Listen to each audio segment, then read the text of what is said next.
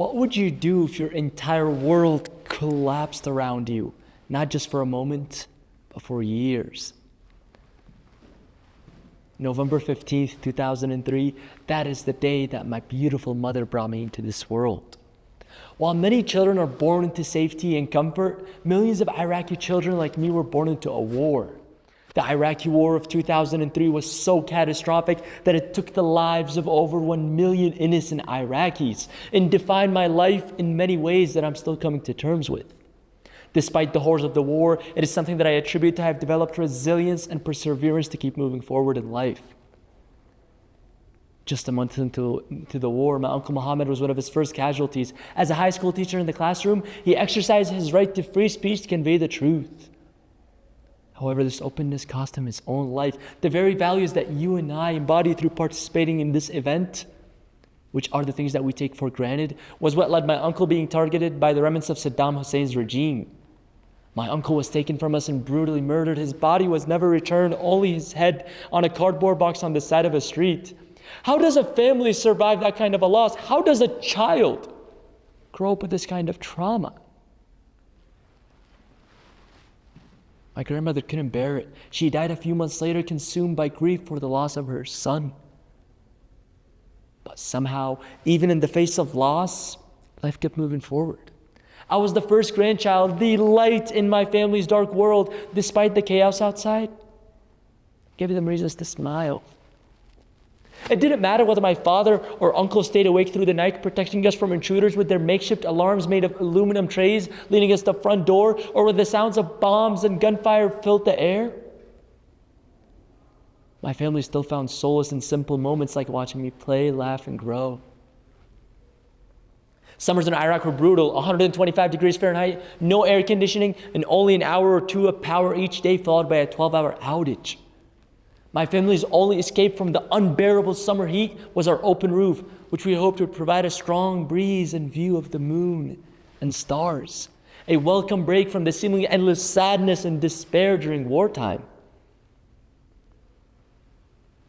But often, peace was fragile, and our temporary reverie would be interrupted by bullets whizzing overhead and the sound of jet engines unloading bombs, reducing buildings down to rubble.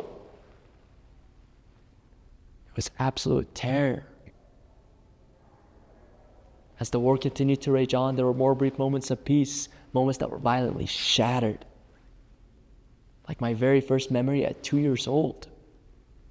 On a one summer evening in 2005, while my family gathered for tea in the garden, I was playing soccer with my dear friend and cousin Ali. In that moment, nothing felt more relaxing than the cool summer grass beneath our little feet. Suddenly, this moment of peace and tranquility was interrupted when two men burst into our home, panicked, running from the United States Army after killing a general. I remember these moments so vividly. In a desperate effort to escape, the terrorists ran to the back of the house and tried to jump over the wall, but the barbed wire we had placed ruined their plan. With nowhere to go, they turned to my family, hoping to blend in plain sight. Without a word, my grandfather quickly hid the hunting rifles that we kept for protection beneath a pile of flower leaves. Moments later, the army, accompanied by an air unit, stormed in. Suddenly, red dots, the laser sights of guns appeared in our chests. Ali and I clung to my father's leg, terrified. It was about an hour, but it felt like a lifetime. My grandfather was dragged in for questioning, but later released because he was wearing flip-flops. The terrorists were wearing sneakers. That small detail, flip-flop versus sneakers, saved the life of my grandfather and probably my entire family. Can you imagine the shoes you're wearing be the tiny detail that decides between life and death?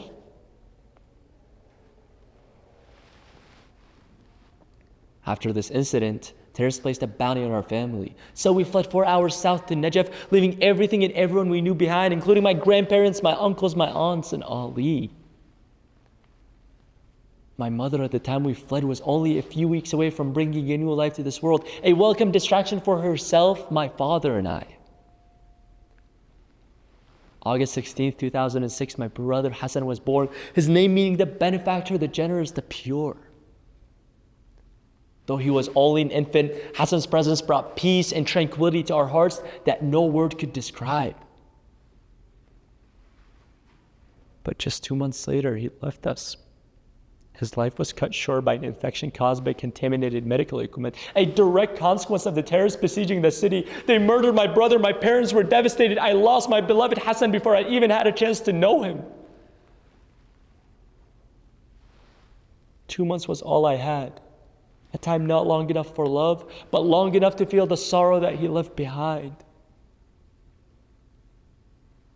Yet again, in the face of so much loss my family endured, my father and uncle risked their lives daily to find food. We lived under siege for nearly 8 years, but we survived.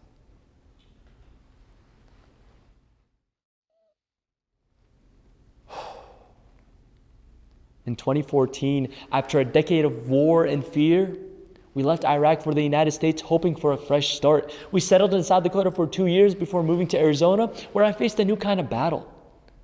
Learning a new language, adapting to a new culture, and confronting discrimination.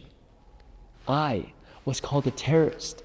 Having had to flee my home because of an encounter with real terrorists, I understood the horrors of terrorism in a way the students directing those casual slurs towards me could never understand.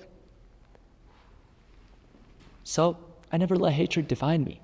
In just 2 years, realizing language is a barrier, I learned English and I even taught my parents the language.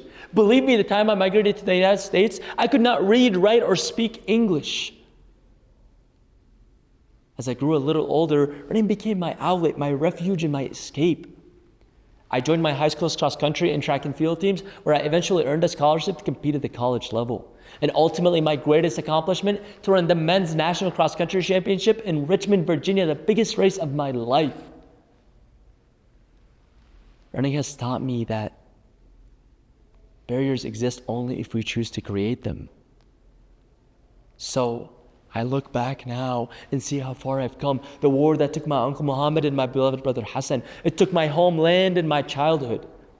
But it gave me a purpose.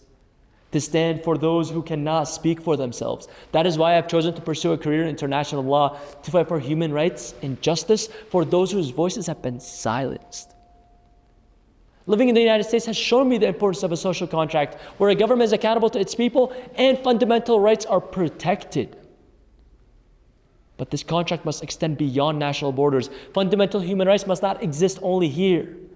They must be a global endeavor, whether through international laws, human connections, or shared values.